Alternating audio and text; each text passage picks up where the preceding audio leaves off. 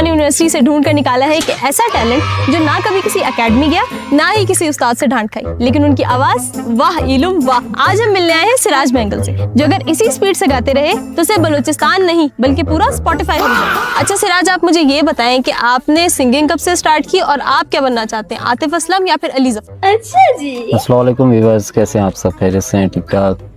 मैं तो करीबन 2 साल पहले से मैंने सिंगिंग स्टार्ट दी है और इंशाल्लाह अली ज़फ़र को फॉलो कर रहे हैं, कोशिश कर रहे हैं, अल्लाह को खैर करे।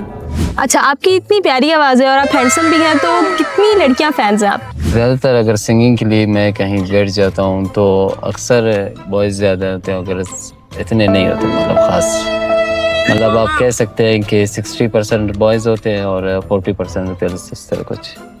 अक्सर फरमाइश भी आते हैं तो हम सिंग करते हैं, किसी को नाराज़ नहीं करते। अच्छा, आप मुझे ये बताएं कि जो आपकी सुरीली आवाज़ है उसके लिए आप क्या खाते हैं? मैं कोशिश करता हूँ, ज़्यादातर परहेज़ करता हूँ चावल से, जिसकी वजह से गले में सोजिश हो जाती है, और हनी ज़्यादा खाता हूँ मैं। कोई ऐसा गाना गा के हमें सुनाएं जो आप बलूचिस्तान को डेडिकेट करना चाहते हैं। जी, मैं ये गाना बलूचिस्तान को डेडिकेट करना चाहता हूँ। ब्याह मुरीद ब्याह मुरीद ब्याह मुरीद दीवानगे, ब्याह मुरीद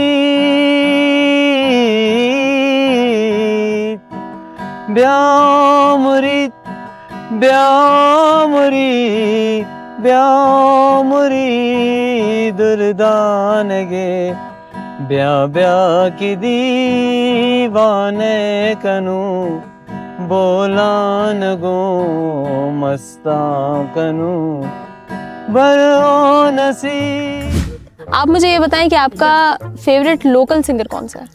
आलम मसरूर। जो आपका मजाक उड़ाते हैं या आपको हेट कमेंट्स करते हैं, उनको आप कैसे फेस करते हैं? अक्सर मैं कोशिश करता हूँ इग्नोर करूँ, और जो फिर हद से ज़्यादा गुजर जाते हैं तो फिर उन्हें सामने बिठा कर समझा देते हैं। बलूचिस्तान में है कमाल टैलेंट। सिराज की सिंगिंग आपको कैसी लगी ये आप हमें कमेंट सेक्शन में बताएं, और अगर आपका कोई ऐसा टैलेंटेड दोस्त है जिसे आप वॉइस ऑफ बलूचिस्तान के प्लेटफॉर्म पे देखना चाहते हैं तो अभी हमें DM करें। अब मिलते हैं आपसे नेक्स्ट एपिसोड में, तब तक के लिए अल्लाह हाफिज।